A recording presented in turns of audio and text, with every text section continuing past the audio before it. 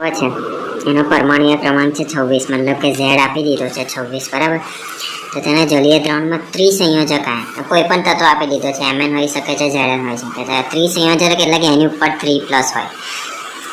દ્વિસંયોજક કીધું હોય તો એની ઉપર 2+ હશે. ત્રિસંયોજક એટલે કે ઉપર 3 છે, તેની ચાક માત્રા ગણવાની. ઉપર 3 છે મતલબ કે ઓરિજિનલ Z એટલે કે 26 માંથી હું 3 બાદ કરીશ તો કેટલા આવશે? 23 જવાબ આવશે. મતલબ કે મારે 23 ઇલેક્ટ્રોનની રચના બનાવવાની છે. જ્યારે પણ ઇલેક્ટ્રોનની રચના બનાવવાની હોય તો AR લખી દેવાનું, 3D લખી દેવાનું, 4s લખી દેવાનું. હવે ઉપર કેવી રીતે લખવાનું એ થોડી અલગ રીતે શીખવાડું, બરાબર.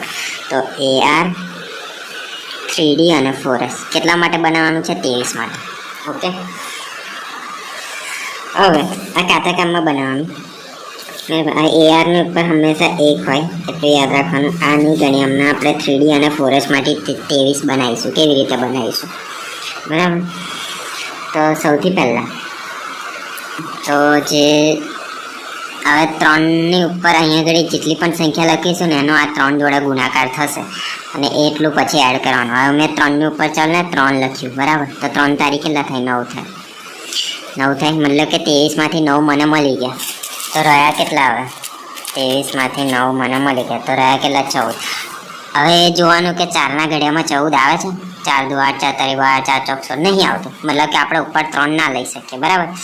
હવે હું 3D ની ઉપર 4 લઉં. ઓકે, તો 3 ચોકો કેટલા થાય? 12 થાય. 12 થાય. હવે 23 માંથી 12 બાદ કરવાના. કેટલા રહ્યા? 11. તો 4ના ઘડિયામાં 11 આવે છે? નહીં આવતું. મતલબ કે આપણે 4 પણ નહીં લઈ શકીએ. ઓકે, એક એક કરીને આપણે પહેલાં સંખ્યા લેવાની, કોઈ પણ સંખ્યા લેવાની, એ બેનો ગુણાકાર કરવાનો, 3નો અને એ સંખ્યાનો ગુણાકાર કરવાનો. જે જવાબ આવે એ આજે ઓરિજિનલ જે 23 છે આપણે અહીંયા ગણ્યા ને માઇનસ કરી, એમાંથી બાદ કરવાનું. એ જે બાદ કરીને જે જવાબ આવે છે એ 4ના ઘડિયામાં આવે છે કે નહીં જોવાનું. નહીં આવતું તો એ કેન્સલ, એની આગળની સંખ્યા લેવાની, બરાબર. હવે કમ્પ્લીટ લખું. 3 પર પણ ના આવ્યું, 4 પર પણ ના આવ્યું. હવે 5 લઉં તો આ બેને શું કરવાનું? હવે ગુણાકાર. 3 પંચા 15 થાય. હવે 23 માંથી 15 બાદ કરીશું. 23 માંથી 15 બાદ કરીશ. કેટલા રહે છે? 8. તો 4ના ઘડિયામાં 8 આવે છે? તો કે હા, 4 દુની 8 થાય. કેટલા? 4 ગુણ્યા 2 8 થાય. તો એનો મતલબ કે આ 2 છે એ એસની ઉપર આવી જશે. તો આવી રીતે આપણે બનાવવાનું છે ઇલેક્ટ્રોનીય રચના.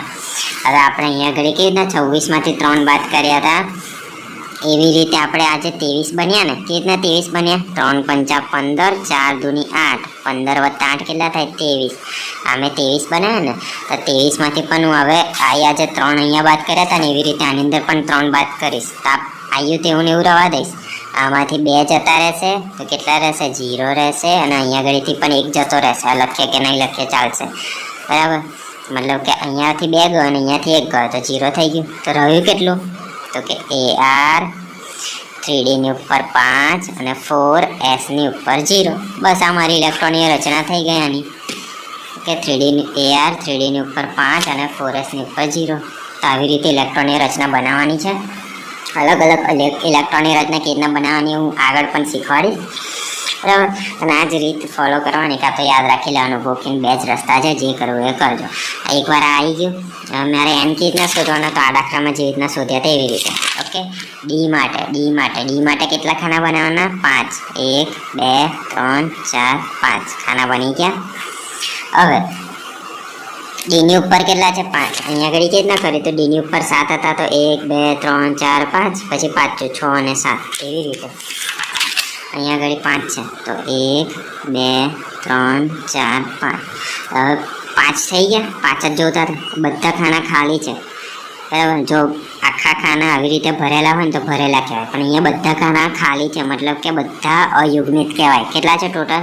1 2 3 4 5. 5 ખાના છે, 5 ખાના ખાલી રહ્યા. અહીંયા આગળ 3 ખાના ખાલી રહ્યા હતા તો એને આપણે 3 લખ્યા હતા. અહીંયા આગળ 1 2 3 4 5 ખાના ખાલી છે તો એનું કેટલા લખીશ? 5. એન મળી ગયા. હવે એલી ફોર્મ્યુલામાં મૂકી દો, ન્યુની ચાક માત્રાની. n પ્લસ 1 વર્ગમૂળ એનની જગ્યાએ 5. અહીંયા આગળ 5 પ્લસ 1. પહેલાં અંદરનો સરવાળો કરો, વચ્ચે ગુણાકાર. 5 પ્લસ 1 થશે 6. 6 પંચા કેટલા થશે? અરે અહીંયા આગળ n+2 આવે, ભૂલથી ઊંધી ફોર્મ્યુલા લખી દીધી, ધ્યાન રાખવાનું. 5 + 1 થશે 7, 7 × 5 35, વર્ગમૂળમાં 35 નો જવાબ આવશે 5.92. આ મને મળી ગયો ન્યૂ, આ પાછળ લખવાનું BM. ઓકે, તો આવી રીતે ગણવાનું. ઇલેક્ટ્રોનની રચના કેવી રીતે લખવાની હું આગળ પણ હજુ શીખવાડીશ, બરાબર. પણ આજે હમણાં મેં જે શીખવાડ્યું ને એ રીતે પણ યાદ રાખીશો તો પણ ચાલશે, કાં તો ગોખી લેશો તો પણ ચાલશે. બે જ રસ્તા છે, બીજું કંઈ નહીં. ઓકે.